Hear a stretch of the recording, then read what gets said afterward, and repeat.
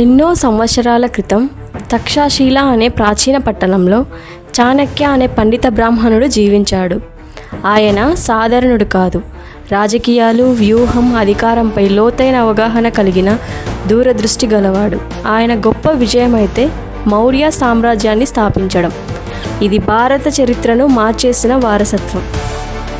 ఏళ్ల తరబడి చేసిన కృషి తర్వాత చాణక్య ఓ పరాజయాన్ని ఎదుర్కొన్నాడు.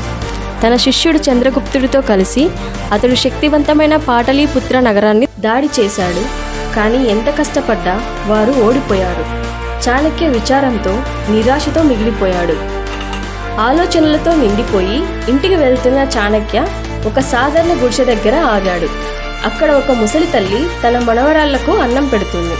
ఒక్కసారిగా ఒక బాలుడు వేడిగా ఉన్న అన్నం చేతికి తగలడంతో నొప్పిగా అరిచాడు.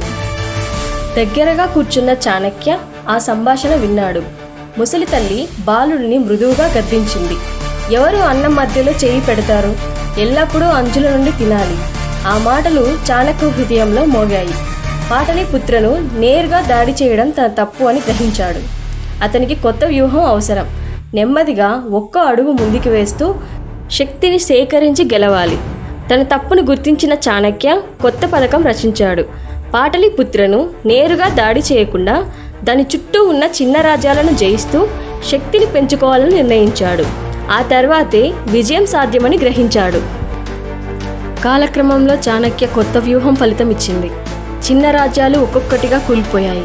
చివరికి శక్తివంతమైన పాటలీపుత్ర చుట్టుముట్టబడింది. చంద్రగుప్తుడితో కలిసి చాణక్య చివరి యుద్ధాన్ని నడిపించాడు. విజయం వారి సొంతమైంది.